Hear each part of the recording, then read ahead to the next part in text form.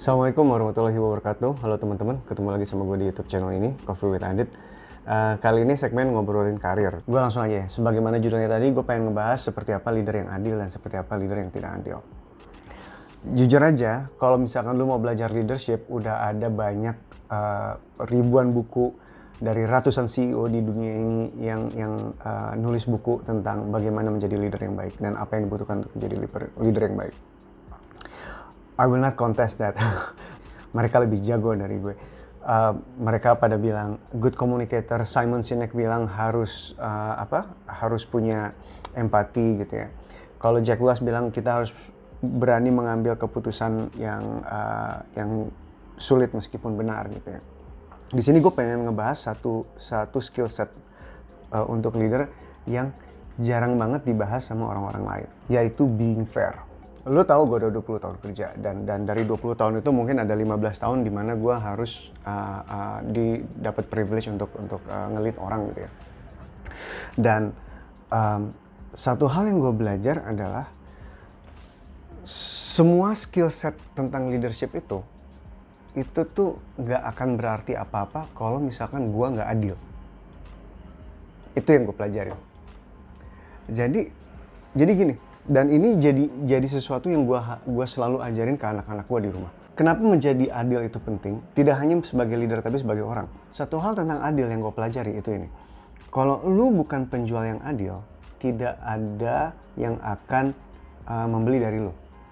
Kalau lu bukan pembeli yang adil, tidak ada penjual yang mau berhubungan sama lu. Kalau lu bukan guru yang adil, tidak ada siswa yang mau berguru sama lu.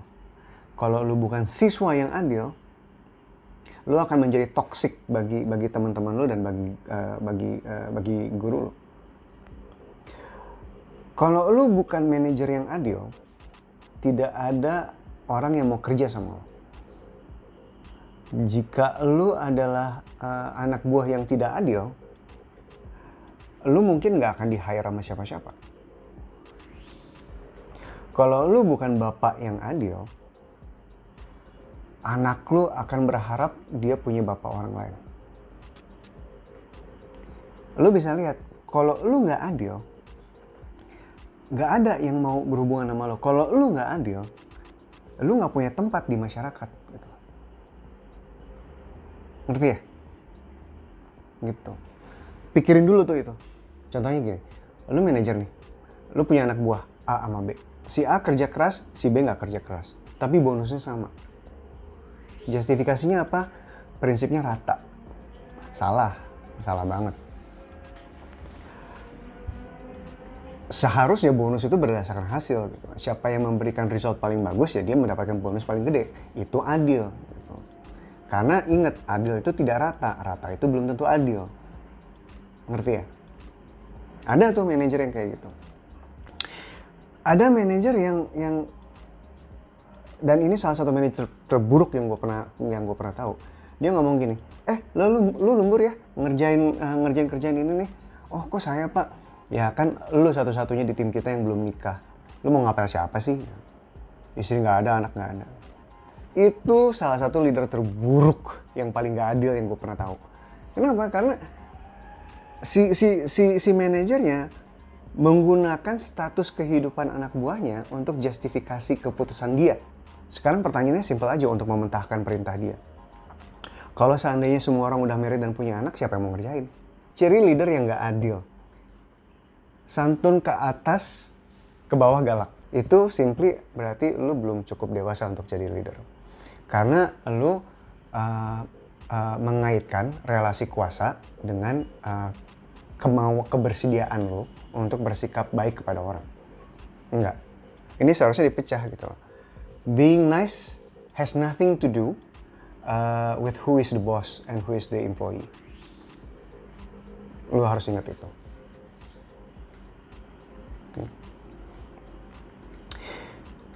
Leader yang nggak baik juga adalah leader yang melanjutkan tradisi yang salah. Itu nggak adil tuh. Contohnya gini, katakanlah gue nih ya, manajer gue dulu galak ke gue. Sekarang gue jadi manajer, gue galak juga. Manajer gue dulu nyuruh gue lembur. Sekarang gue nyuruh anak-anak gue lembur. Lu tahu itu kan udah salah gitu. Lu tahu bahwa nggak bersikap galak itu salah gitu. Kenapa lu terusin? Ini nggak ada bedanya dengan senior yang waktu dia kelas 1 SMA dipukulin, giliran dia kelas 3 dia mukulin kelas 1-nya.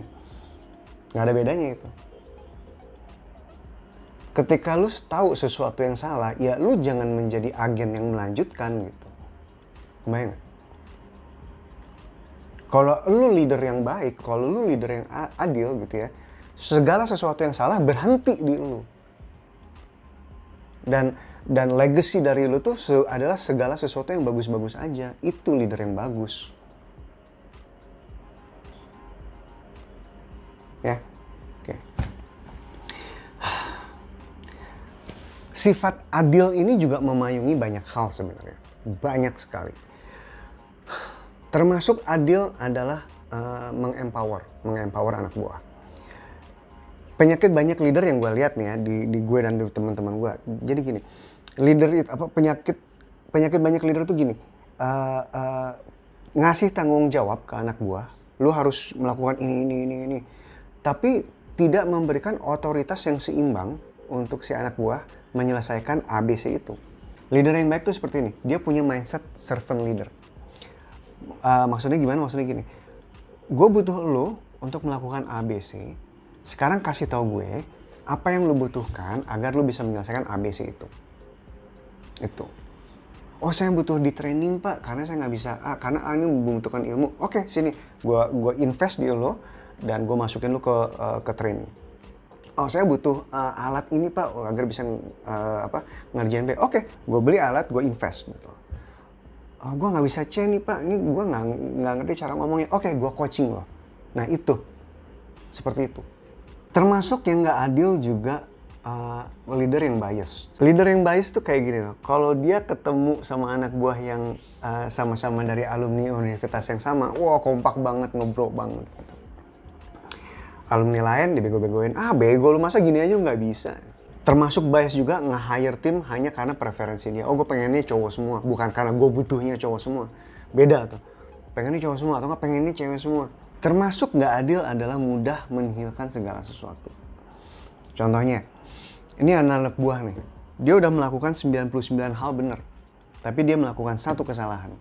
Nihil semuanya. Yang diungkit cuman itu dong. Yang diingat sama manajernya cuman satu salah itu aja. Dan ke bawah tuh sampai melakukan kesalahannya di Januari, di Februari masih dibahas, di Maret masih dibahas, di April masih diinget-inget, kayak gitu tuh. Itu bukan leader yang baik sebenarnya, dan harus dikoreksi sebenarnya. Termasuk tidak adil adalah double standar.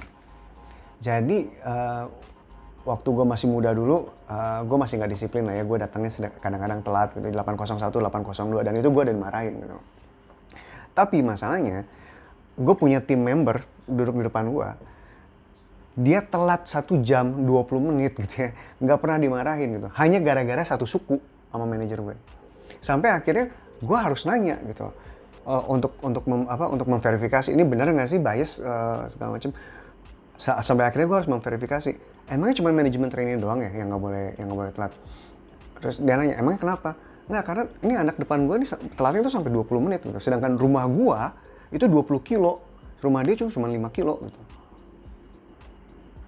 Sejak itu berubah tuh, disadari gitu, karena gue mau ngoreksi dia gitu.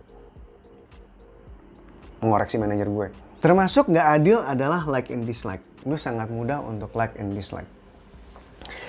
Jadi gini, kalau lu udah nggak suka sama personality-nya gitu ya, semua hasil kerja dia nihil. Itu salah banget. Jangan sampai kayak gitu. Mungkin ya gini lah, personality orang kan beda-beda. Kadang-kadang personality kita nggak cocok sama personality dia gitu kan. Tapi selama lisannya nggak buruk, selama dia nggak ngeganggu kita nggak ganggu dia, selama lisannya nggak menyakiti hati kita dan lisan kita nggak menyakiti dia, seharusnya kita nggak boleh like and dislike gitu. Dia kerja 100, lu ngeritik 1 yang dia salah.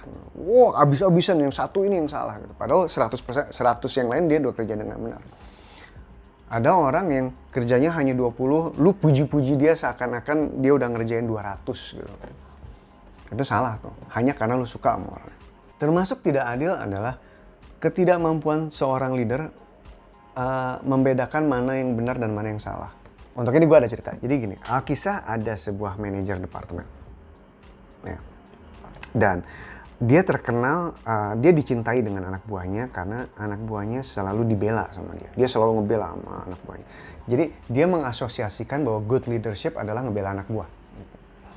Tapi jadinya ketumanan. Kenapa? Karena ketika anak buahnya salah, dia tetap maju duluan. Pokoknya yang penting bagi dia adalah ngelindungin anak buahnya. Mau galak-galak deh ke departemen lain, yang penting anak buahnya dia lindungi. Dengan harapan anak buahnya jadi setia dengan dia dan anak buahnya akan memberikan apapun yang memberikan usaha terbaiknya untuk dia gitu. That part itu berjalan dengan baik gitu. Tapi relationship-nya dengan departemen lain hancur. Kenapa? Karena kita dari departemen lain jadi ngeliat kan, oh lu orangnya bias. Lu nggak objektif jadi orang gitu. Lu hanya mau mengakui kalau misalnya lu benar, tapi lu nggak akan mau mengakui kalau misalnya lu salah gitu. Jadi dia punya self image bahwa oh iya, I'm a great leader. Padahal orang-orang di luar ngelihatnya no, you're not. Karena salah satu traits yang penting bagi leader adalah lu bisa membedakan mana yang benar dan mana yang salah. Semoga episode ini membantu mempersiapkan lu menjadi leader yang lebih baik di suatu hari. Ingat aja pesan ini bahwa salah satu traits terpenting menjadi leader adalah bersikap adil. Lu mampu bersikap adil. Oke, sampai ketemu di episode berikutnya. Assalamualaikum warahmatullahi wabarakatuh. Halo teman-teman, terima kasih udah nonton videonya sampai akhir. Kalau lu suka sama videonya atau menemukan video ini bermanfaat, jangan lupa klik like dan share juga ke teman-teman lain. Jangan lupa klik subscribe dan aktifkan tombol notification. Kalau lu punya topik yang ingin gue bahas, tolong tulis aja di kolom komen. Biasanya gue ngebahas tentang KPR, kepemilikan rumah perdana, bangun rumah, dan tips bangun karir bagi teman-teman yang baru lulus kuliah. Sampai ketemu di episode berikutnya. Assalamualaikum warahmatullahi wabarakatuh.